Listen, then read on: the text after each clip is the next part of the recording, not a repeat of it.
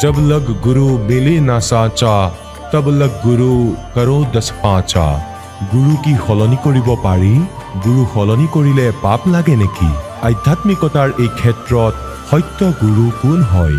শ্ৰীমদ ভাগৱত গীতাত বৰ্ণনা কৰা তত্ত্বদৰ্শী সন্ত কোন হয়?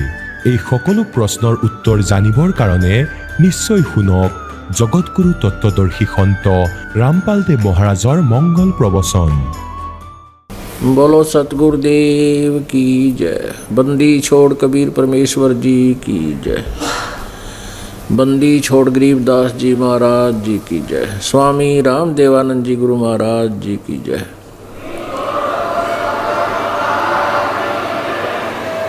सर्व संतों की जय, सर्व भक्तों की जय, धर्मी पुरुषों की जय, श्री काशी धाम की जय, श्री छुडानी धाम की जय, श्री क्रोथा धाम की जय, श्री बरवाला धाम की जय। सत साहिब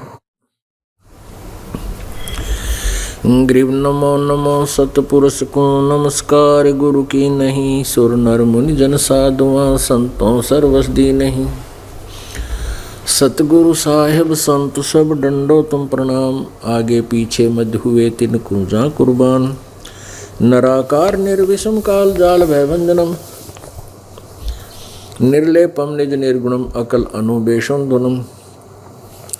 सोहम सुरति समापतम सकल समान नानिरतलय। उज्ज्वल हीरंबर हरदमम बेपरवा अथा है। वार पार नहीं मध्यतम। ग्रीव जो सुमर सिद्ध होई।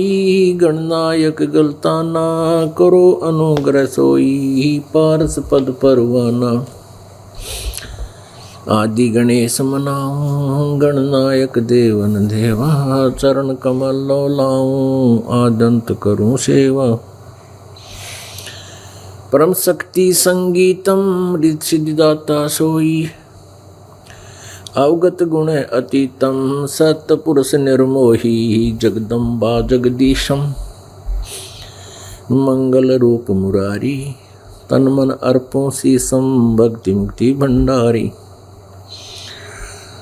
सुर नर मुनि जन ध्यावे ब्रह्मा विष्णु महेशा। शेष शेष मुख गावे पूज्य आदि गणेशा। इंद्र कुबेर सरीखा वरुण धर्म राय ध्यावे। समर्थ जीवन जी का मन इच्छा फल पावे। 33 कोटि आधारा ध्यावे शेष 88। उतरे भव जल पारा कट है यम की फांसी। 33 कोटि आधारा ध्यावे शेष 88। उतरे भव जल पारा कट है यम की फांसी। कर जोरूं विनती करूं धरूं चरण पर शीश। गुरु जी राम देवानंद जी महाराज ने दियो नाम बख्शीश। कोटि कोटि सिजदा करूं कोटि कोटि प्रणाम। चरण कमल में राखियो मैं बंदी जाम गुलाम। पुता हूँ गुरु देव का रामपाल दास का नाम। गले प्रेम की जेवड़ी जाखे चोभा जाऊं। तो करो तो बावड़ू। दूर दूर करो तो जाऊं। जो राखो तो ही रहूं। जो देव सो खाऊं। जय इब कह सतगुरु मिले। सब दुख आँखों रोए। चरणों ऊपर शीश धरूं। कहूँ जो कहनी हो। कबीर साईं मिलेंगे। पूछेंगे कुशलात। आद अंत की सब कहूँ। अपने दिल की बातें। गुरु जी तुम ना भूलियो। चाहे लाख लोग मिल जाएं। हमसे तुमको बहुत है, तुम जैसे हमको नहीं। तुम्हारे विसारे क्या बने, मैं किसकी शरण में जाऊं। शिव ब्रंच मुनि नारदा, तिनके हृदय न समा। अवगुण किए तो बहुत किए, अवगुण किए तो बहुत किए, करत न मानी हारे। भावे बंदा बख्श दियो, भावे गर्दन उतार। अवगुण मेरे बाप जी, बख्शो गरीब नवाज। जो मैं पूत कपूत हूँ, बोर पिता को लाज। मैं अपराधी जन्म का, नख सिख बरे विकार। तुम दाता दुख भंजना, मेरी करो संभार।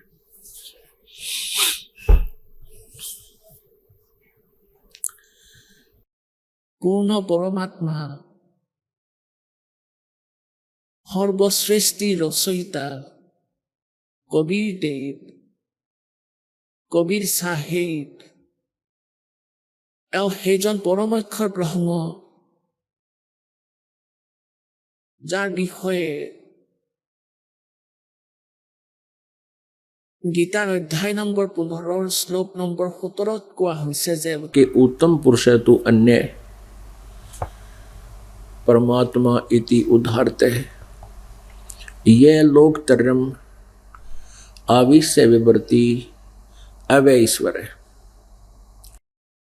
গীতাৰ অধ্যায় নম্বৰ 15 শ্লোক নম্বৰ 16 দুজন প্ৰভুৰ বিষয়ে বৰ্ণিত আছে। এজন ক্ষৰ পুৰুষ, আনজন অক্ষৰ পুৰুষ। ক্ষৰ পুৰুষক ক্ষৰ ব্ৰহ্ম বুলিও কোৱা হয়।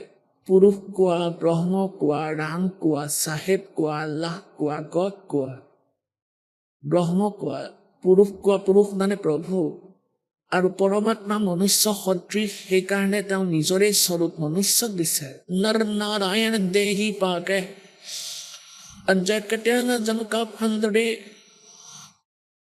গতিকে সেইবাবে পুৰুষৰ অৰ্থ পৰমাত্মা, কিন্তু মানুহ সেই আকাৰৰ হোৱাৰ বাবে আমি এই 5 তত্ত্বৰ পুতলাৰ নামক পুৰুষ থলো। বাস্তৱত পুৰুষ মানে প্ৰভু। ক্ষৰ পুৰুষ বা ক্ষৰ ব্ৰহ্ম কোৱা, অক্ষৰ পুৰুষ বা অক্ষৰ ব্ৰহ্ম কোৱা। গীতাৰ অধ্যায় নম্বৰ 15 শ্লোক নম্বৰ 16 ক্ষৰ পুৰুষ আৰু অক্ষৰ পুৰুষ, ক্ষৰ ব্ৰহ্ম আৰু অক্ষৰ ব্ৰহ্ম, এই দুজন প্ৰভুৰ উল্লেখ আছে, বৰ্ণনা আছে। আৰু এওঁলোকৰ বিষয়ে কৈছে যে এই দুজন ক্ষৰ পুৰুষ আৰু অক্ষৰ পুৰুষ, এই দুজন নাশবান হয়। এওঁলোকৰ অন্তৰ্গত যিমান প্ৰাণী আছে সেই সকলোবোৰ স্থূল, তেওঁলোকৰো সেইবোৰো নাশবান হয়। কিন্তু জীৱাত্মা অমৰ হয়, ই কেতিয়াও নমৰে। আকৌ গীতাৰ অধ্যায় নম্বৰ 15 শ্লোক 17 স্পষ্ট কৰিছে যে উত্তম পুৰুষ তুমি অন্য। ওপৰৰ যি ক্ষৰ পুৰুষ আৰু অক্ষৰ পুৰুষৰ অতিৰিক্ত অন্য কোনো এজন আছে, উত্তম পুৰুষ মানে পুৰুষোত্তম, শ্ৰেষ্ঠ প্ৰভু, পৰম ঈশ্বৰ, পৰমেশ্বৰ, পৰম ঈশ্বৰ। পৰম বুলি কোৱা, উত্তম বুলি কোৱা, শ্ৰেষ্ঠ। গতিকে পৰম প্ৰভু, পৰমেশ্বৰ, পৰম পৰমেশ্বৰ, পৰম ঈশ্বৰ, পৰমেশ্বৰ, এওঁ কোনো অন্য হয়। আৰু তেওঁই সকলোৰে ভৰণ পোষণ কৰে। তেওঁ বাস্তৱত অবিনাশী পৰমাত্মা।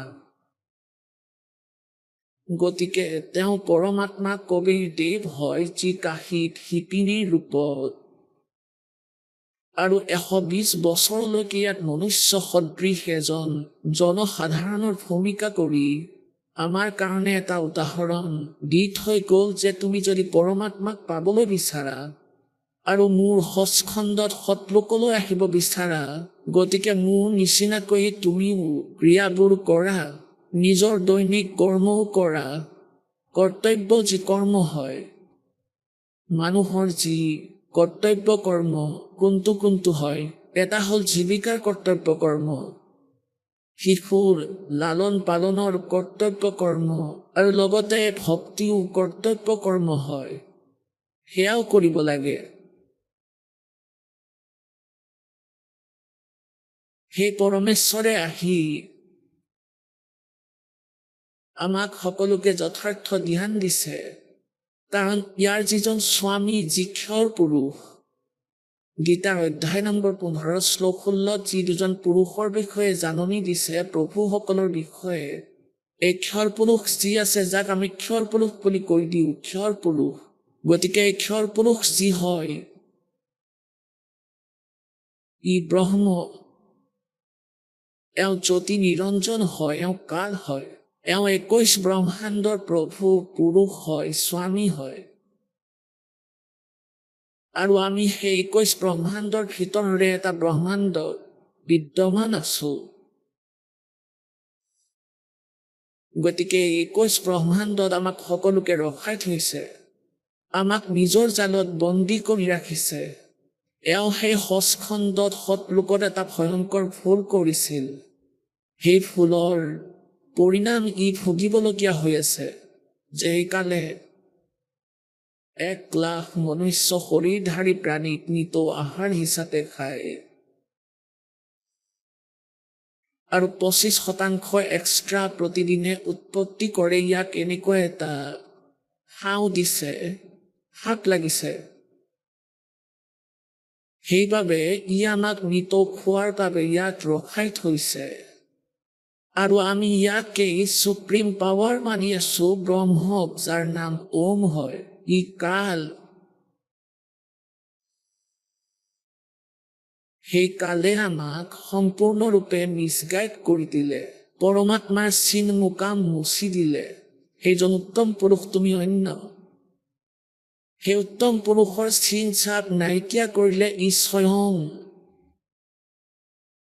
পৰমাত্মা হৈ বহিল, আৰু সকলোকে কয় ময়েই প্ৰভু। এই বিষয়ে পৰমেশ্বৰে কৈছে যে জ্যোত স্বৰূপী ये कहे निरंजन, मैं ही करता भाई, एक न करता दो ना करता, ये नो ठहराए भाई।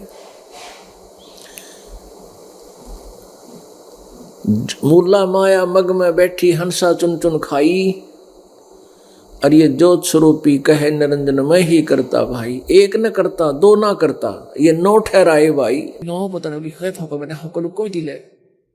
আৰু দশম যি আহিব নি কলংক নামেৰে কোৱা হয়, 10वां भी धुंधर में मिल जा, सत्य कबीर दोहाई।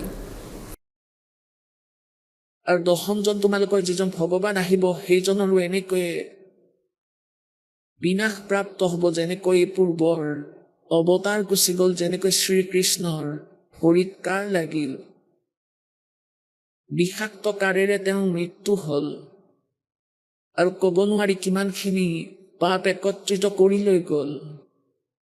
এনেকৈ শ্ৰীৰামচন্দ্ৰই ৰাৱণৰ ওপৰত আক্ৰমণ কৰি কোটি কোটি মানুহ মাৰি পেলালে।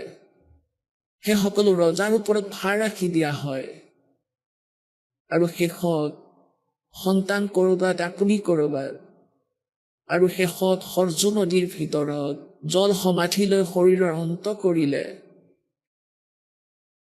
तो परमात्मा कहते हैं एक ना करता दो ना करता, ये नो ठहराए भाई।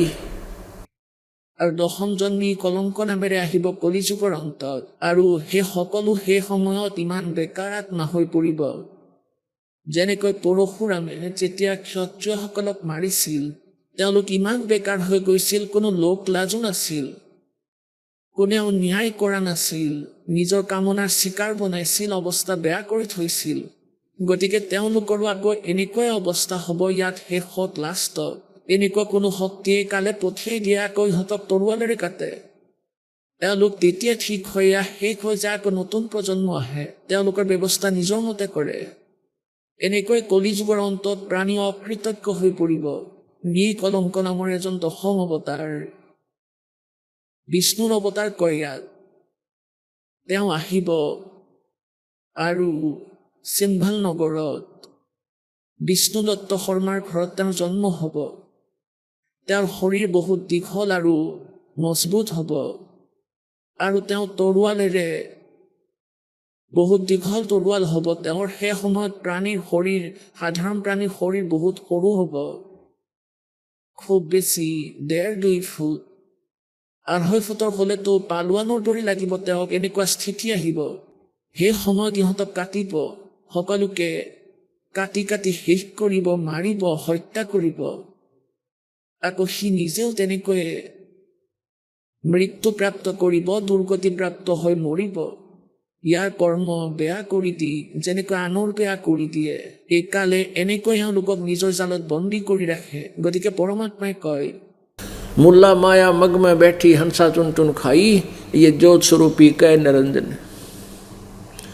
मैं ही करता भाई, एक ना करता, 2 ना करता, 9 ठहराए भाई, और 10वां भी धुंधर में मिल जा, सत्य कबीर दोहाई।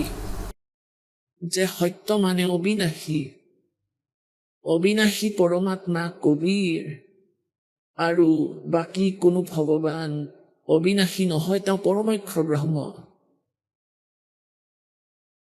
সেই পৰমেশ্বৰে আহি কবীৰদেৱে আমি সুজাত যিসকলে কালৰ দ্বাৰা ভ্ৰমিত জ্ঞানৰ আধাৰত বিভিন্ন প্ৰকাৰৰ সাধনা কৰি আছিলো, সেয়া কালৰ জালত বন্দী কৰি ৰখাৰে এটা ষড়যন্ত্ৰ হয় কাল ভগৱানৰ। সেই ষড়যন্ত্ৰ উদঙাই দিছে পৰমেশ্বৰে আহি কবিৰ ভগৱানে। এতিয়া পৰমাত্মাই আমাক কি জ্ঞান দিয়ে? राम नाम रटते रहो, राम नाम रटते रहो, जब तक घट में प्राण, कभू तो दीन दयाल के भनक पड़ेगी कान।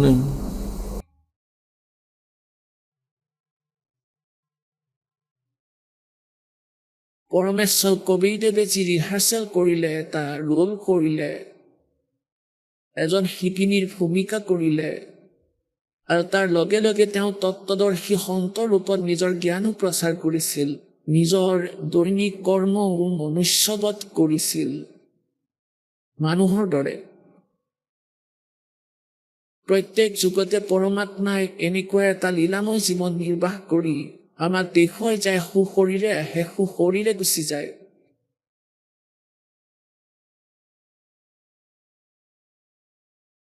গতিকে তেওঁ আমাক এই জ্ঞানেই দিছিলে যে আপোনালোকে প্ৰথম কথা ভুল সাধনা কৰি আছে।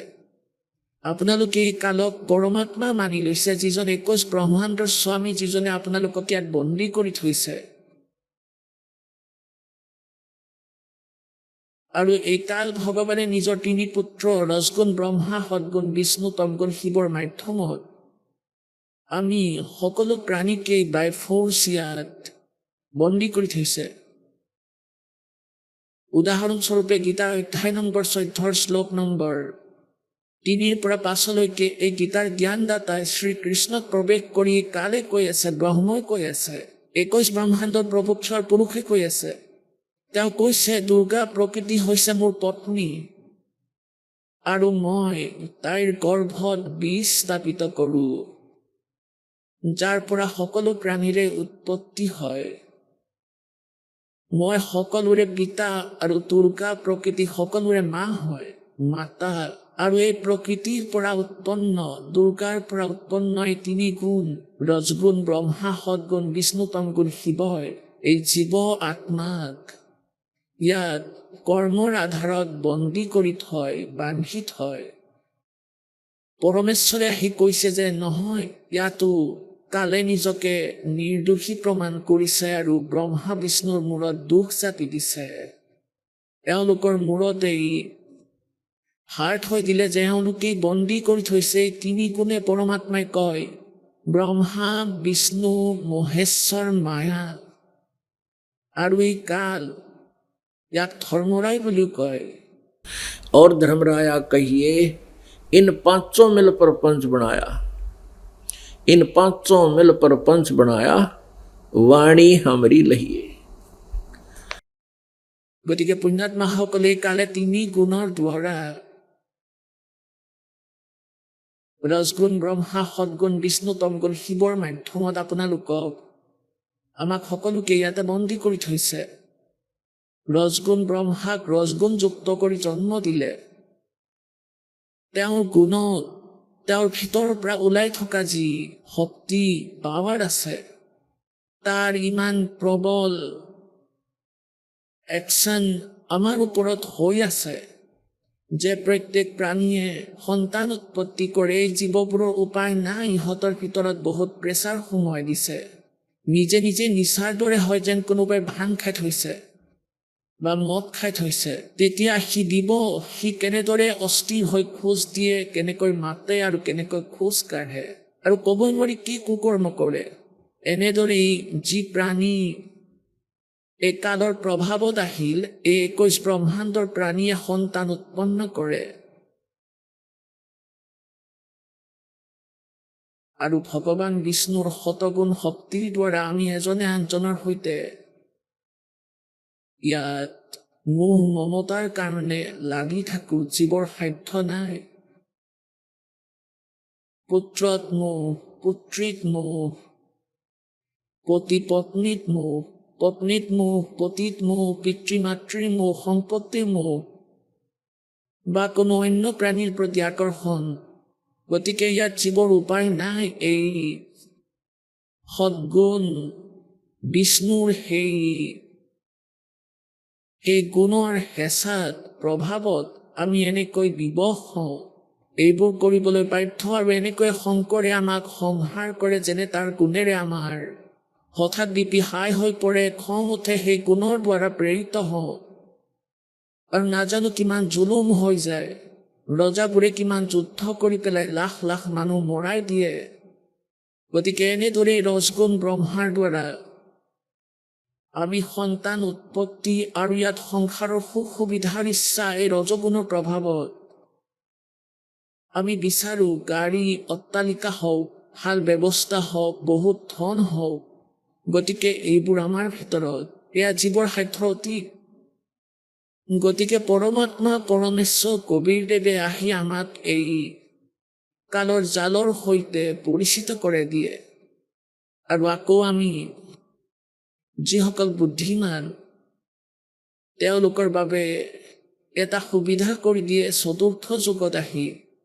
চতুৰ্থ যুগৰ এয়া মধ্যম প্ৰজন্ম এতিয়া মুক্তিৰ দুৱাৰ খোল খাই আছে।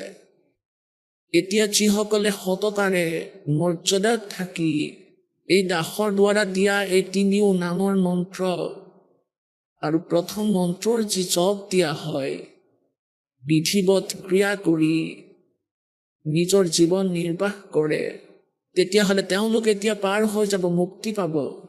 আৰু আমি তালৈ গুচি যাম সৎলোকত। সৎলোক সেই স্থান হয় য'ত কেতিয়াও বিনাশ নহয়।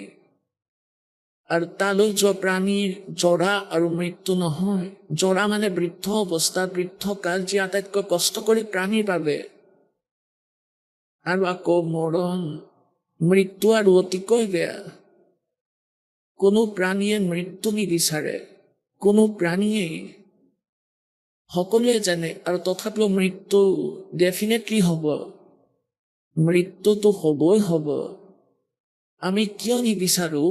কাৰণ আত্মাৰ আভাস আছে যে ইয়াৰ মৃত্যু নহয়। ইয়াৰ যি শৰীৰ তাত আছিল সেয়া নষ্ট নহৈছিল। সৎলোকৰ ভিতৰত মৃত্যু নাছিল, মৃত্যু নামৰ বস্তু নাছিল, না কোনো বৃদ্ধ অৱস্থা। গতিকে এনেকুৱা ইয়াত হ'বই নোৱাৰে। না স্বৰ্গত হ'ব পাৰে, না মৰ্ত্যত হ'ব পাৰে, না ব্ৰহ্মলোকত। পৰব্ৰহ্মৰ লোকতো এই জৰা আৰু মৰণ সমাপ্ত হ'ব নোৱাৰে। আৰু যেতিয়ালৈকে জৰা আৰু মৰণ সমাপ্ত নহ'ব আমাৰ, আমি সুখী হ'ব নোৱাৰোঁ।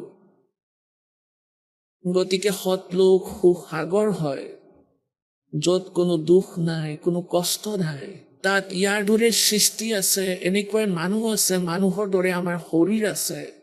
এতিয়ালৈকে যিমান সন্ত পন্থ ঋষি মহৰ্ষি হ'ল, অজ্ঞানতাবশতঃ তেওঁলোকে পৰমাত্মাৰ পৰিচয় নাপালে, তেওঁলোকে পৰমাত্মাৰ লগত সাক্ষাৎকাৰ নকৰিলে।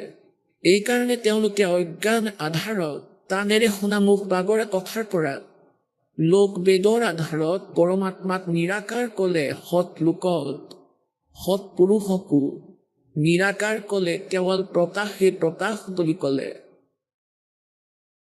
এয়া একেবাৰে ভুল। আৰু এই সচখণ্ডৰ যিসকলে ঠিকা লৈ থৈছে, এই সচখণ্ডৰ এই ৰাধা স্বামী পন্থ, ধন ধন সদগুৰু পন্থ, আৰু কিবা নাম আছিল জয় গুৰুদেৱৰ পন্থ, আৰু এই কৃপাল মিছন আদি ঠাকুৰসকল, এই সকলোবোৰ ৰাধা স্বামী পন্থৰি একেটা কোৱাৰী পানী হয়। ৰাধা স্বামী পন্থৰ সেই জ্ঞানকে আকৌ আগলৈ প্ৰচাৰ কৰি আছে, আৰু এওঁলোকৰ সৎলোক আৰু সচখণ্ডৰ সম্পৰ্কে কখৰো জ্ঞান নাই। এওঁলোকে কয় সচখণ্ডৰ ভিতৰত প্ৰকাশে প্ৰকাশ আছে, পৰমাত্মা নিৰাকাৰ, আৰু আত্মা পৰমাত্মাত এনেকৈ মিলি যায় যেনেকৈ সমুদ্ৰত পানীৰ টোপাল মিলি যায়। পুণ্যাত্মাসকল, যদি এনেকুৱা ব্যৱস্থা আছে, তাত ভগৱান আছে নাই, নিৰাকাৰ আছে, তেন্তে আমি কি ল'ম তালৈ গৈ? আমি কি কৰিম? ভগৱানৰ কাৰণে হাহাকাৰ কৰি আছো, পৰমাত্মাৰ কামনাত হাবাথুৰি খাইছো তেওঁৰ দৰ্শনৰ বাবে। গতিকে এই সিদ্ধান্ত যি এওঁলোকে ল'লে, অনুভৱহীন ব্যক্তিৰ হয়, যিসকলৰ সপোনতো ভগৱানৰ দৰ্শন কেতিয়াও নহল। পৰমাত্মাই কৈছে যে তাত বহুত সুন্দৰ বাগিচা আছে, চিৰসেউজ বৃক্ষ আছে, ফলেৰে ভৰপূৰ বৃক্ষ আছে, বহুত সুন্দৰ ফল মূল আছে, সুস্বাদু ফল মূল আছে, তাত সুন্দৰ ফল মূল আছে, আৰু চিৰসেউজ, তাত কেতিয়াও খৰাং নহয়, তাত জন্ম মৃত্যু নহয়, আৰু তাত সদায় যুৱ হৈ থাকে, আৰু এনেকৈ আপোনাৰ সন্তান হ'ব, সিহঁত কেতিয়াও নমৰে। আপোনালোকৰ নিজৰ সন্তানক কিমান মৰম লাগে, আৰু সন্তানৰ নিজৰ মা দেউতা ভাই ভনীক কিমান ভাল লাগে, কিমান মৰম থাকে। গতিকে পুণ্যাত্মাসকল, এই মৰম আছে ভাল কথা, কিন্তু ইয়াত লাহে লাহে কৰি কোনে জানে কাৰ নম্বৰ আহিব, কেতিয়া আহিব, আৰু মোৰ ঢকিয়াই ঢকিয়াই পৰিয়ালে কান্দি কান্দি লেবেজান হৈ পৰে, আৰু একো হাতলৈ নাহে। গতিকে আমি এইটো এটা উদ্দেশ্য কৰি ল'ব লাগিব নিজৰ জীৱনৰ। আমি নিজৰ নিত্য ভোজনৰ বাবে কিবা কৰিবও লাগিব, আৰু আমি আকৌ মৰিবও লাগিব। ইয়াৰ এটা গাঁঠি বান্ধি লওক, অৰ্থাৎ এক বিশেষ ইম্পৰ্টেণ্ট পইণ্টক বিশেষ স্থানত নোট কৰি লওক যে আমি মৰিবও লাগিব। আৰু যিসকলক আমি নিজৰ মানি আছো, তেওঁলোকক আমি ত্যাগ কৰি যাবও লাগিব। গতিকে এওঁলোক নিজৰ কেনেকৈ হ'ল, আমাৰ নিজৰ কেনেকৈ হ'ল? না ল'ৰা নিজৰ, না ছোৱালী নিজৰ, ना गाड़ी निजोर, ना घर निजोर। परमात्मा कहते हैं जब काया तेरी है नहीं, इस माया के चित्तड़ हो रहे, माया कहाँ से हो, तेरी माया कहाँ से होगी? तो चरण कमल में ध्यान रखो, इन दोनों ने खो। অৰ্থাৎ কায়াও তোমাৰ নহয়, মায়াও তোমাৰ নহয়। ইয়াক হেৰুৱাৰ তাৎপৰ্য হয় যে ইয়াৰ পৰা আস্থা এৰি দিয়া, এইটো তোমাৰ নহয়। গতিকে ইয়াৰ পৰাতো আমি যাবই লাগিব। और कहते जहाँ आशा ता वासा होई, मन कर्म वचन सुमरियो सोई। এতিয়া যদি মৰাৰ সময়ত আপোনাৰ আস্থা সন্তানত থাকি যায়, ইয়াতে আহি যদিহে আপুনি ভক্তি কৰিছে, তেতিয়া মানুহৰ জন্ম হ'ব, ল'ৰা বা ছোৱালী সিহঁতৰে হৈ যাব, নাতি নাতিনী ৰূপত জন্ম লৈ ল'ব। আৰু যদি ভক্তিহীন প্ৰাণী হয়, তেতিয়া পশু হ'ব, ইয়ালৈ আহি সেই গলিতে কুকুৰ হৈ ফুৰিব। তেতিয়া ল'ৰাবোৰে লাঠিৰে কঁকালত মাৰিব যদি ভিতৰত সোমায়, যদি ঘৰৰ ভিতৰত সোমাই যায়। গতিকে এই কথা মন কৰিব যে এওঁলোক আপোনাৰ নহয়, এওঁলোক পৰমাত্মাৰ সন্তান হয়, আৰু আমি এওঁলোকৰ সেৱক মাত্ৰ। সেই পৰমেশ্বৰে এই সন্তানৰ প্ৰতিপালনৰ বাবে আমাক চাকৰি দি থৈছে, এওঁলোক মালিকৰ সন্তান। এওঁলোকৰ প্ৰতি আপোনাৰ মোহ থাকিব নোৱাৰে, কিন্তু এই কথা বহুত দেৰিকৈ বুজা যায়। কথাটো ভালদৰে বুজিব এদিন, কাৰণ জ্ঞান শুনিলে আৰু ভক্তি বাঢ়িলে নিজে নিজে এনেকুৱা এটা অৱস্থা হৈ যাব মনৰ, আপুনি ইচ্ছা কৰি সিহঁতক নিজৰ মানিব নোৱাৰে। জ্ঞান অৱশ্যই লাগিব, কিন্তু অকল জ্ঞানেৰে কাম নহয়। আৰু জ্ঞান নহ'লেও নহ'ব, কাৰণ জ্ঞানৰ পৰাহে গম পাব।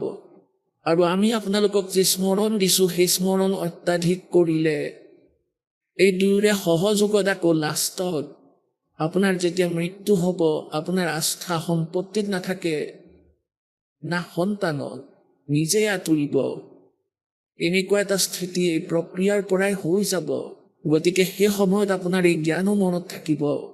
আৰু জ্ঞানৰ আধাৰত আপুনি এই সন্তানক ইচ্ছা কৰি মোৰ নকৰে, সাধাৰণতে নহয় আৰু আপুনিও নিবিচাৰে।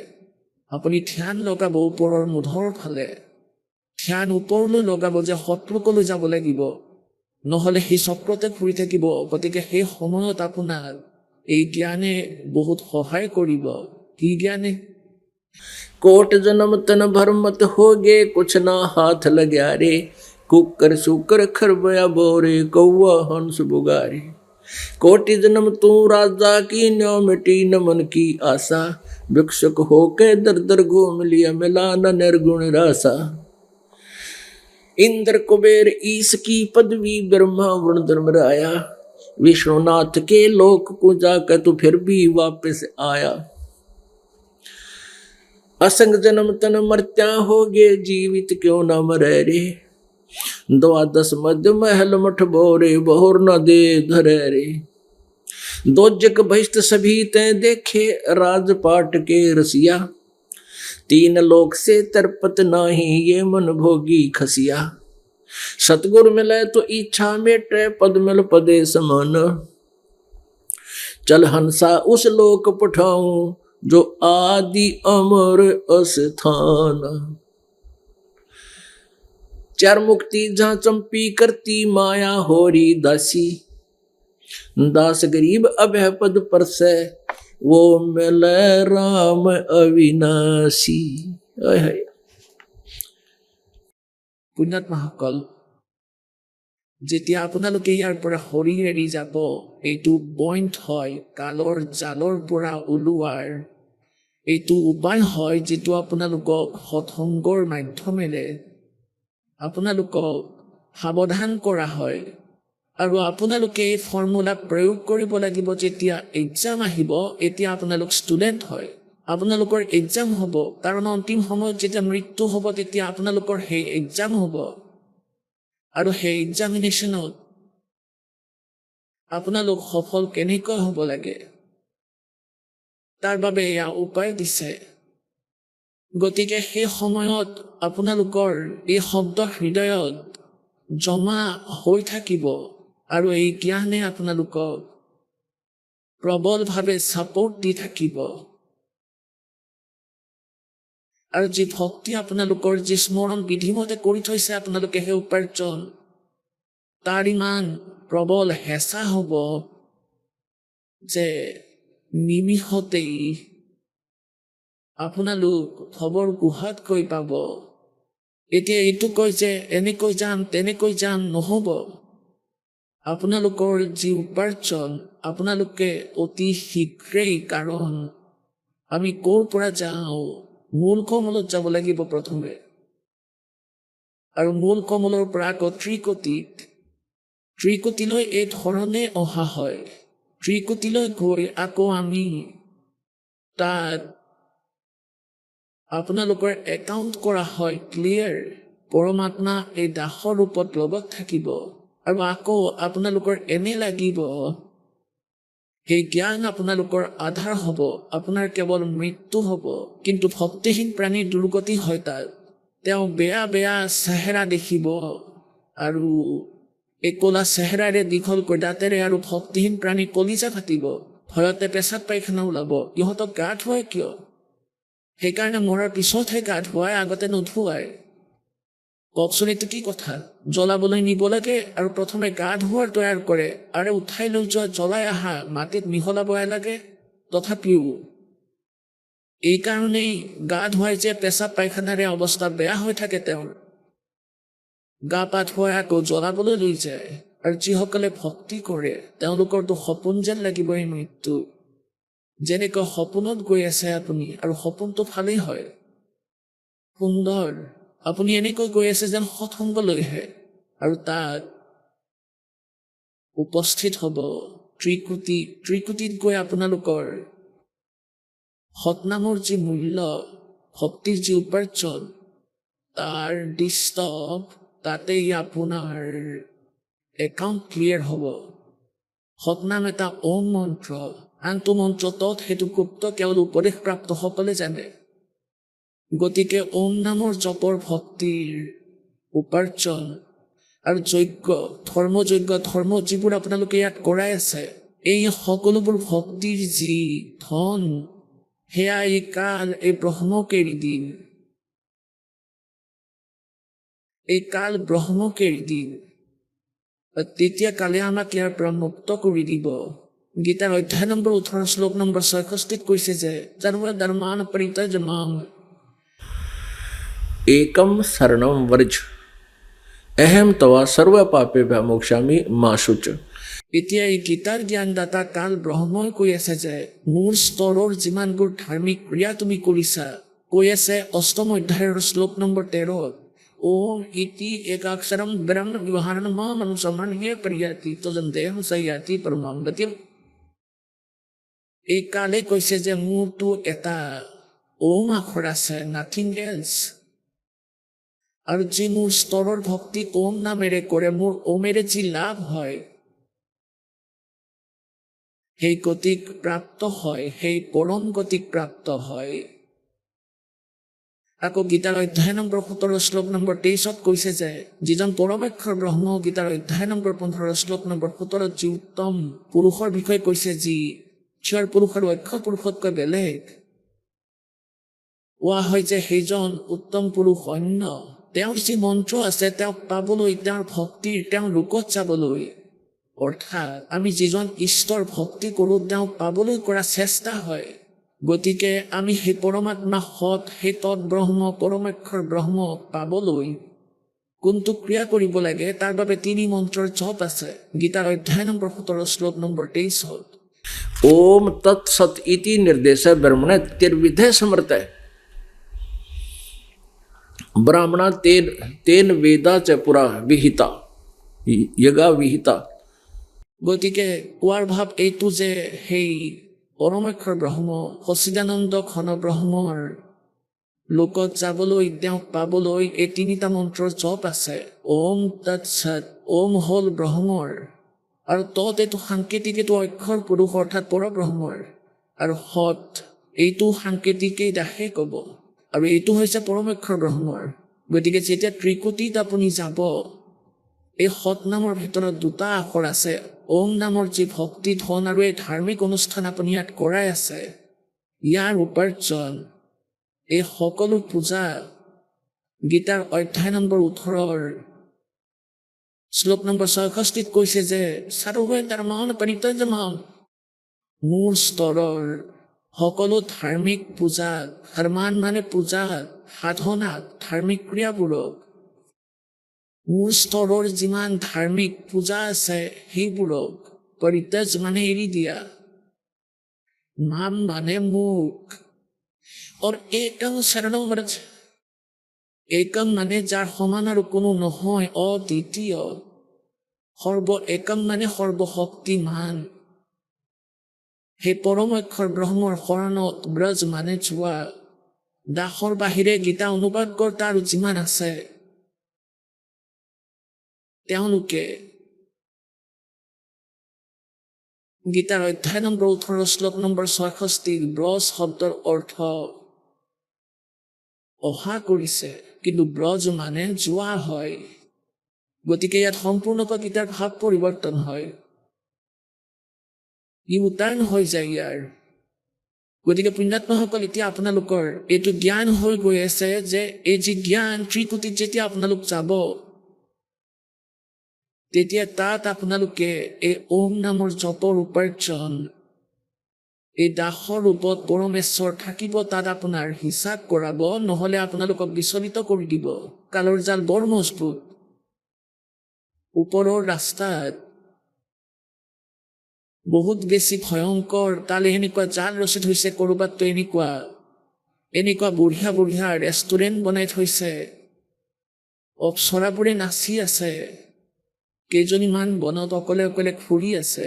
অৰ্থাৎ মনৰ ভিতৰত যিবোৰ দুখ থাকে, তেনে মনক জালত পেলাবলৈ তাত সম্পূৰ্ণ ব্যৱস্থা আছে। গতিকে তাত পৰমাত্মা লগত থাকিলে আপোনাৰ সাহস নহ'ব ইফালে ইফালে চাই বেয়া চিন্তা কৰিবলৈ। কাৰণ পৰমেশ্বৰে আপোনালোকক সৎলোকলৈ লৈ যাব লাগিব। আৰু তাত আকৌ আপোনালোকৰ এতিয়া ইয়াত যেনেকৈ আমি কওঁ অজানিতে ঘৰতে ভক্তি কৰিম বুলি, কাৰণ ইয়াত যেতিয়া সৎসংগত আহে আপোনালোকক বাৰে বাৰে বুজোৱা হয়, যেনেকৈ ষ্টুডেণ্ট আহে বা ভয়ংকৰ ৰোগী আহে, তেওঁলোকে বেছি জনা নেদেখুৱায়। কাৰণ আমি আমাৰ উদ্দেশ্য চাব লাগিব। আৰু ইয়াৰ ব্যৱহাৰত নিজৰ দুখ আনক দেখি তেওঁ বিমুখ হৈ পৰে। আকৌ হোজা মানুহে কি কয়, বোলে মই ঘৰতে ভক্তি কৰি লওঁ। परमात्मा कहते सतगुरु संगत छोड़ कहते लाख वर्ष जप कीन, इंद्री कर्म ना मोक्ष होए, फिर काल का अधीर। আপোনালোকক উদাহৰণ দিছে, যেতিয়া পৰমাত্মাই শৰীৰে আমাৰ ঘৰৰ পৰা ৰাওনা হ'ল, ৰাস্তাত এই স্বয়ং দুৰ্গা আহিল, এজনী সুন্দৰী তিৰোতা হয়, আৰু পৰমেশ্বৰক ক'লে তুমি মোৰ লগত ভোগ বিলাস কৰা, তুমি বহুত পূৰ্ণ পুৰুষ, তুমি বহুত হৃষ্টপুষ্ট সুন্দৰ। তেতিয়া পৰমাত্মাই ক'লে তোমাৰ জালৰ লগত মই ভালদৰে পৰিচিত, তুমি ইয়াৰ পৰা গুচি যোৱা। আৰু তেতিয়া হাৰ মানি চেষ্টা এৰি গালি দি দি গুচি গ'ল। গতিকে পুণ্যাত্মাসকল যি অকলশৰীয়া প্ৰাণীয়ে ভক্তি কৰে ৪-৫ বছৰ ৩ বছৰ এই দাসে কোৱা মতে নীতি নিয়ম মানি লয়, আৰু পিছত নিয়মসমূহ ভংগ কৰে আৰু গুৰুদ্ৰোহী নহয়। গুৰুদ্ৰোহী হ'লেতো চিধাই নাশ হয়, সি চিধাই নৰকলৈ যাব। তেতিয়া এই ভগত এনেদৰে বন্দী হ'ব ৰাস্তাত, আকৌ তাক কালে ধৰি নাজানো ক'ত ক'ত লৈ যায়, দেৱতা বনাব আৰু আকৌ গাধ বনাই দিব, তেওঁৰ পুঁজি শেষ কৰাই দিয়ে। গতিকে কৈছে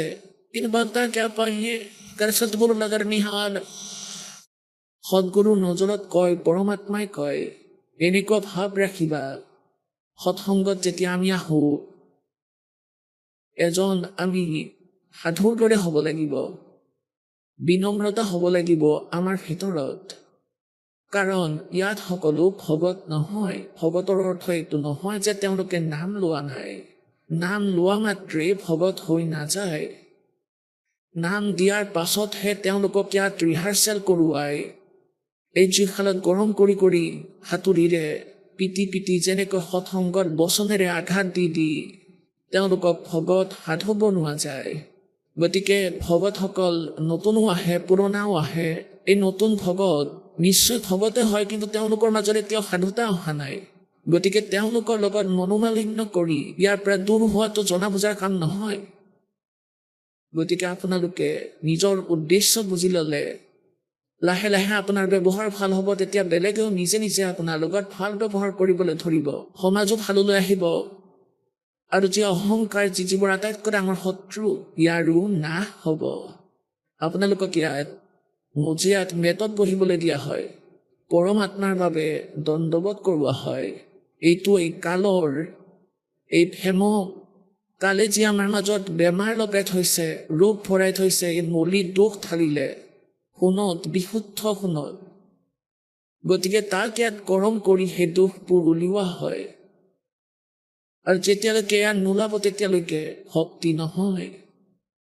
এজন নিত্যানন্দ নামেৰে ব্ৰাহ্মণ আছিল, তেওঁৰ সৰুকালৰ নাম নন্দলাল, আৰু তেওঁ নাৰনৌলৰ নবাবৰ তাত তহচিলদাৰৰ চাকৰি কৰিছিল।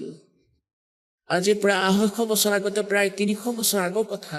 সেই সময়ত প্ৰথমে ব্ৰাহ্মণ কুল ১ নম্বৰত আছিল, আৰু ২ নম্বৰত আছিল তহচিলদাৰ। আজিৰ পৰা ২৫০ বছৰ আগতে তহচিলদাৰে আজিৰ যি ডিচিতকৈও বেছি অধিকাৰ পাইছিল,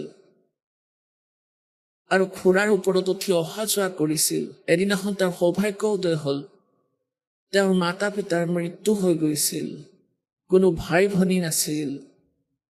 তেওঁৰ ককাকৰ ঘৰত তেওঁৰ ডাঙৰ দীঘল হৈছিল। তেওঁৰ ককাক নাৰনৌলৰ নবাবৰ তাত কোনো উচ্চ পদত আছিল। তেওঁ নিজৰ যি নাতিকো তাতে কামত লগাই দিলে, বিয়াও কৰাই দিলে। এদিন সৎসংগ শুনিলে ৰাতিৰ সময়ত। কিন্তু এতিয়া ব্ৰাহ্মণ কুলত জন্ম, ভেম বেছি, অহংকাৰ, ভেম অৰ্থাৎ অহংকাৰ। ইমান ভেম অহংকাৰ আছিল যে আগতে ব্ৰাহ্মণত ইমান অহংকাৰ আছিল যে অন্য জাতিক এৰাই চলিছিল, নিজকে শ্ৰেষ্ঠ মানিছিল। তাতেই তেহচিলদাৰৰ পদবী, গতিকে ডাবল ডিফেক্ট আছিল। আৰু সেইকাৰণে যিসকল পুণ্যাত্মা হয় তেওঁলোকৰ ভগৱানৰ প্ৰতি স্পৃহাও বেলেগ। ৰাতি সৎসংগ শুনিলে টোপনি নাহিল যে ইয়াততো ভাই পৰমাত্মাৰ ভক্তিৰ বাবেহে শৰীৰ পাইছো। আৰু এই যিমান সন্ত আছে এই সন্তবোৰে জ্ঞান হলে একেই দিয়ে প্ৰেৰণা দিবলৈ, কিন্তু এওঁলোকৰ লগত সমাধান নাথাকে। সেই প্ৰেৰণাৰ দ্বাৰা ইমান প্ৰেৰিত হ'ল যে তেওঁ ভাবিলে কাইলৈ যোৱা মাত্ৰকে নাম ল'ম তেওঁৰ আশ্ৰমত। আশ্ৰম তাত নাৰ্নলৰ পৰা, চহৰৰ পৰা অলপ বাহিৰত আছিল সেই সন্তজনৰ জুপুৰি আৰু আশ্ৰমত। সেই সন্তজন তালৈ আহিছিল আৰু তেওঁ বৈষ্ণৱ বিষ্ণুদেৱৰ উপাসক আছিল সেই সন্ত গুমানী দাসদেৱ।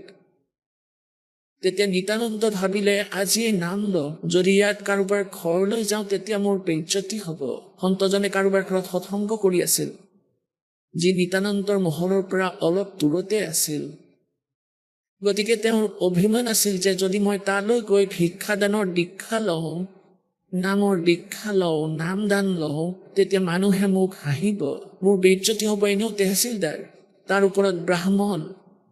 তেওঁ ভাবিলে সময়মতে উঠি সোনকালে গৈ আৰু এই স্বামীজনো তালৈ গুচি যাব নিজৰ জুপুৰিত। সেই সময়লৈকে সন্ধিয়া 2 ঘণ্টা সৎসংগ কৰি তেওঁ গুচি গৈছিল। গতিকে পুৱাই পুৱাই যাম, গাঁৱৰ নগৰৰ কোনো ব্যক্তি নাথাকিব তাত। ৰাতিপুৱাই নিত্যানন্দদেৱে অৰ্থাৎ নন্দলাল দেৱে, নিত্যানন্দ এই নামটো পিছত ৰাখিলে, গুমানী দাসদেৱে ঘোঁৰাত উঠি আৰু আশ্ৰমৰ ফালে গৈ আছিল। সিফালৰ পৰা সেই ঠাইৰ যি স্বামী মহাৰাজ আছিল তেওঁ ফুৰা চকা কৰিবলৈ সেই ৰাস্তাৰে দূৰৰ নিজৰ আশ্ৰমৰ পৰা দূৰলৈ ফুৰিবলৈ গৈ আছিল। আৰু তেওঁ ৰাতি নিজৰ মূৰত কাপোৰ বান্ধি থৈছিল। সেই টপা মূৰ দেখা পোৱা নাছিল যিটো তেওঁ খুৰেৰে চাচি লৈছিল। আৰু পুৱা তেওঁ তেনেকৈয়ে মূৰত কাপোৰ পিন্ধি ইজি মুদত ফুৰি আছিল। সিফালৰ পৰা নিত্যানন্দ আহিল। এতিয়া বামুণে মংগল খুব মানে। এতিয়া তেওঁ নন্দলালে অৰ্থাৎ নিত্যানন্দই ভাবিলে আজি মই ওলাইছিলো শুভ কামৰ বাবে, নিজৰ জীৱনৰ উদ্ধাৰ, আত্মাৰ উদ্ধাৰৰ বাবে গৈ আছিলো দীক্ষা ল'বলৈ। আৰু এই আতদিয়াটো পুৱাই পুৱাই ক'ৰ পৰা আহিলে মোৰ খুৰাই লৈ, ই মোৰ সকলোখিনি অমংগল কৰিলে। তেতিয়া এনেকুৱা মুহূৰ্তত তেওঁ কৰিবনো কি, উভতি যাব লাগিব। কিন্তু তেওঁৰ এই কথা ইমান বিশ্বাস হৈ গ'ল, হৃদয়ত ইমান প্ৰেৰণা হ'ল যে নাম হলে ল'বই লাগিব, কিজানি কাইলৈকে মৃত্যুৱেই হ'ব, এনেহলে তো কথা বেয়া হ'ব, ইমান দৃঢ় আছিল। কাৰণ আগৰ সংস্কাৰেও বহুত প্ৰেৰণা দিয়ে। তেওঁ কোনো পুণ্য আত্মা আছিল। তেওঁ ভাবিলে ঘূৰি যাব নালাগে। গতিকে তেওঁ নিজৰ চিন্তাৰে চিন্তা কৰিলে যে মংগল অমংগল দূৰ কৰি দিম। ঘোঁৰাত আহি আছিল তেওঁ, ইমান সময়ত তেওঁ সকলো ভাবি পেলালে। আৰু যিজন সন্ত ফুৰিবলৈ আহিছিল তেওঁতো সন্তই আছিল, গুমানী দাস। তেওঁ ওচৰত ঘোঁৰা ৰাখিলে আৰু মূৰত মাৰিলে টোকৰ। এনেকৈ 2টা আঙুলিৰে টপ টপ কৰি ক'লে যে হেৰো অমংগলী, আগফালৰ পৰা ক'ৰ পৰা আহিলি? মই এটা বহুত জৰুৰী কামৰ বাবে গৈ আছিলো, তই আজিয়ে মোৰ সন্মুখত আহিব লাগিছিল নে মূৰটো চাচি? এতিয়া সেই সন্তজনে ভাবিলে ভাই মানুহজন সভ্য দেখা গৈছিল, এয়া তেওঁ কি কৰিলে? কিন্তু সন্তই এইবোৰত বৰকৈ ধ্যান নিদিয়ে, কাৰণ এনেকুৱা কিমানজন লগ পায় দিনটোত, কোনোবাই গালি দিয়ে, কোনোবাই ভালকৈ কৈ যায়। তেওঁ গুচি গ'ল। এতিয়া নিত্যানন্দদেৱে সেই ঘোঁৰাটো ৰখালে, গছ এডালত বান্ধিলে আৰু তাত 2-এজন শিষ্য থাকিছিল। 2-4জনে আসন পাৰি থৈছিল বাহিৰত। গুৰুদেৱে গা পা ধুই আহি তাত বহে। কোনো দৰ্শনাৰ্থী আহিলে তেওঁক দৰ্শন দিছিল, দীক্ষা দিছিল, আসন লগাই থৈছিল, এনেকৈ সন্মুখত বহাসকলৰ বাবে বস্তা আদি পাৰি থৈছিল। এতিয়া নিত্যানন্দ সুধিলে, ভাই মহাৰাজ ক'ত আছে? তাত শিষ্যসকলে ক'লে, বহক বহক, চাহাব এতিয়া আহি আছে, আহিব, এতিয়াই আহিব। তেওঁ বহিল, একেবাৰে সন্মুখত বহিল। এতিয়া গোমানী দাসদেৱে ঘোঁৰা চকা কৰি অন্য ফালেৰে পুখুৰীত স্নান কৰি তাৰপিছত তেওঁ আহি সেই পাৰি থোৱা আসনত বহি পৰিল। যেতিয়া চকুত চকু পৰিল, নিত্যানন্দ ভাবিলে এইজনটো সেইজনে মহাৰাজ হয়, ৰাস্তাত যাৰ মূৰত টোকৰ মাৰিছিল। লাজ পালে, ভূতল কৰিলে যে মই সৰ্বনাশ কৰিলো, এতিয়া মোক নাম নিদিব। ডিঙি তললৈ নমালে যাতে চিনি নাপায়, খুৰা বন্ধা আছিল আৰু চিনি পাইছিল তেওঁ। এতিয়া গোমানী দাসে বুজিলে যে ভগতেতো লাজ কৰিছে। তেতিয়া ক'বলৈ ধৰিলে, হেৰা ল'ৰাহঁত, কোনো ব্যক্তিয়ে কুমাৰৰ পৰা কলহ টেকেলি আনিবলৈ গ'লে তাত তেওঁ সেইটো বজাই চাই, একণাৰ টেকেলি ল'বলৈ যাওঁতেও তাক এনেদৰে মাৰি চাই, ভাল নে বেয়া ইয়াত কোনো বিশেষ নাইতো। আৰু বোপা, তুমি গুৰুদেৱক বজাই চালা, ইয়াত বেয়ানো কি হ'ল? তুমি জীৱনৰ চুক্তি কৰিব লগা আছিল। চৰণত ঢলি পৰিল সেই নিত্যানন্দ আৰু ভৰিত ধৰিলে, ক'লে, মহাৰাজ মাফ কৰি দিয়ক। আৰু তেওঁ সকলো কথা শুনালে। আপোনাৰ সৎসংগ শুনাৰ পিছত মোৰ টোপনি নাহিল ৰাতিটো, আৰু মই আপোনাক চিনিব নোৱাৰিলো, কাৰণ মই দূৰৰ পৰা মাত্ৰ আপোনাৰ বচনহে ৰাতি শুনি আছিলো। আৰু মই ঘূৰিও যাব নোৱাৰো, কাৰণ মই নাম লোৱাটো জৰুৰী আছিল। গতিকে মই নিজৰ হিচাপত সেই মংগল অমংগল দূৰ কৰিবলৈ আৰু আপোনাৰ ওচৰ পাবলৈ এই মোৰ সকলো ভাল বা বেয়া কাম মোক মাফ কৰি দিয়ক। গোমানী দাসদেৱে ক'লে, পুত্ৰ, মাফ কৰি দিলো, আৰু দীক্ষা দিলে, জ্ঞান শুনিলে, নামৰ জপ কৰিলে। কিছুদিনৰ পিছত তেওঁৰ পত্নীৰো মৃত্যু হ'ল। এতিয়া পুণ্যাত্মাসকল, আপোনালোকে এই কথাবোৰ হৃদয়ত থ'ব, ইয়াৰ পৰা সাৰমৰ্ম উলিয়াব। আপোনালোকতো ইয়াত আহিয়েই নাম লৈ ল'লে, আৰু মহৰ পোৱালি মৰিলত কৈ দিলে যে কি লাভ হ'ল নামৰ পৰা? কওক, মহৰ পোৱালিহে মৰিল, আৰু মৰিব লগা আছিল মানুহ, মৃত্যু হ'ব লগা আছিল ঘৰৰ সদস্যৰ। এতিয়া পৰমাত্মাই মহৰ পোৱালিৰে বিপদ আঁতৰালে, মহেতো আৰু পোৱালি দিব। এই মনুষ্য জীৱন নাপায়। গতিকে আমাৰ বুদ্ধি এতিয়াও ভক্তিযোগ্য হোৱাই নাই। আমি আহো মাত্ৰ কম বেছি স্বাৰ্থ সিদ্ধিৰ বাবেহে, কোনো কথা নাই। পৰমাত্মাই কয়, कोई वैसे जय कोई भक्ति करे कपटते, उसको भी अपनाऊं और श्याम दाम दंड भेद से फिर सीधा मार्ग लाऊं। আৰু তাক নিত্যানন্দৰ পত্নী মৰিল, আৰু তেওঁ কি বুলি মানিলে যে হে ভগৱান, এইটো তাই ভালেই কৰিলে, বৰ ভাল হ'ল, ৰক্ষা কৰিলো। এতিয়া জ্ঞানক আমি আগত ৰাখিব লাগে যদি মুক্তি পাব বিচাৰো, আৰু যদি তুমি সাংসাৰিক লাভেই বিচাৰা, সেইটো তোমাৰ ইচ্ছা। ইয়াত তেওঁ তোমাৰ অভাৱ হ'বলৈ নিদিব, এই পৰমাত্মাই। কিন্তু লগতে এইটো জ্ঞান দিয়া হৈ আছে, সেয়া এতিয়া শুনা। গতিকে তাৰ পিছত নিত্যানন্দৰ জ্ঞান হ'ল, আৰু ভক্তিৰ চাপৰ প্ৰভাৱ তেওঁৰ ভিতৰত খুব হ'ল, যেনেকুৱা নাম তেওঁৰ গুৰুৱে দিলে। কাৰণ এই লোক যেনে কোনো এক মন্ত্ৰ আছে,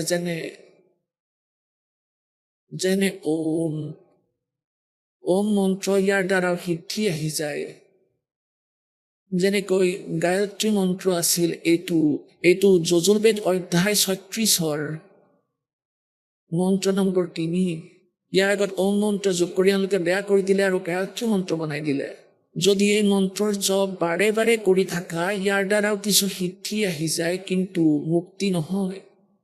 গতিকে এনেকৈয়ে কিছুদিনৰ পিছত নিত্যানন্দদেৱৰ এইটো বিশ্বাস হৈ গ'ল, আৰু তেওঁ নিজৰ অনুভৱ ব্যক্ত কৰিলে। के ब्राह्मण कुल में जन्म था, मैं करता बहुत मरोड़े, गुरु गुमानी दास ने भाई दिया को बदगढ़ तोड़े। ओए होए, कह रहा है कि ब्राह्मण कुल में जन्म था और मैं करता बहुत मरोड़।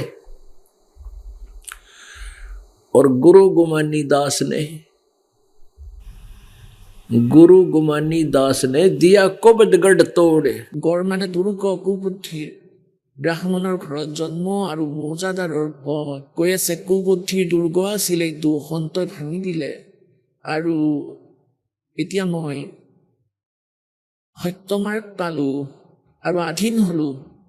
अब वही नित्यानंद कहता है सिर सौंपा गुरुदेव को, सफल हुआ यो शीस, और नित्यानंद शीस पे इब आप बसे जगदीश।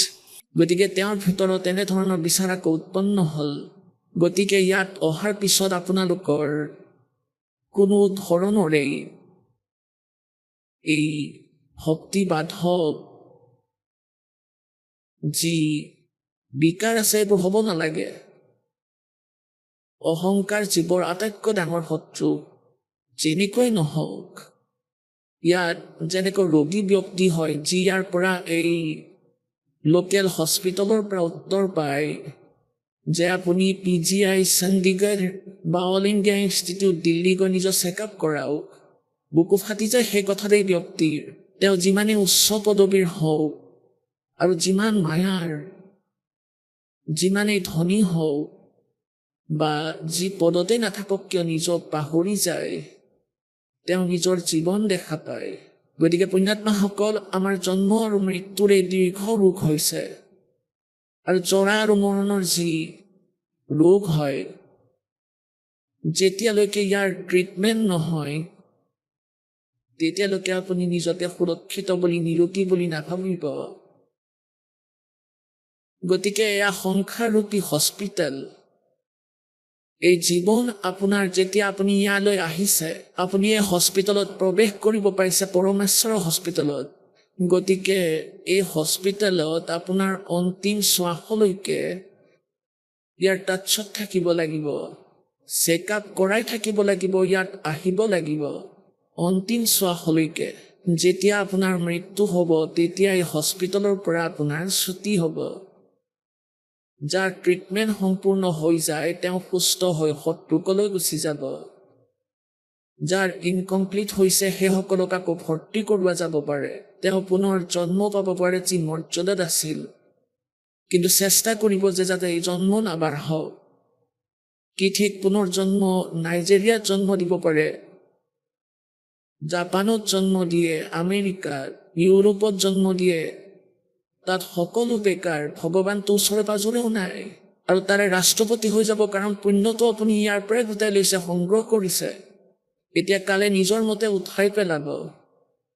তাত 10 বছৰ থকা, 4-5 বছৰ প্ৰধানমন্ত্ৰী হৈ বেয়া কাম কৰা সকলো আৰু গাধ হৈ যাব।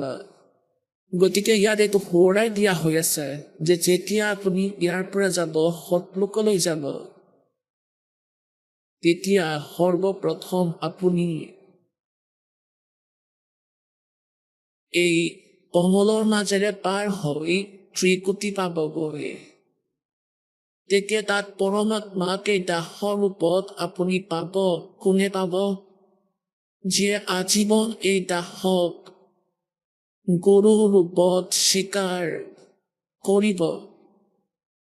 আপুনি শুনি আছিলে জগতগুৰু তত্ত্বদৰ্শী সন্ত ৰামপালদেৱ মহাৰাজৰ মংগল প্ৰবচন। অধিক জানিবৰ বাবে ভিজিট কৰক আমাৰ ৱেবছাইট www.jagatgururampalji.org। সন্ত ৰামপালদেৱ মহাৰাজৰ শুভ আশীৰ্বাদত সমগ্ৰ বিশ্বতে 500তকৈও অধিক নাম দীক্ষা কেন্দ্ৰ আছে, য'ত সন্ত ৰামপালদেৱ মহাৰাজৰ দ্বাৰা বিনামূলীয়া নাম দীক্ষা দি থকা হৈছে। আপোনাৰ নিকটৱৰ্তী নাম দীক্ষা কেন্দ্ৰৰ ঠিকনা জানিবলৈ সম্পৰ্ক কৰক 8222880541।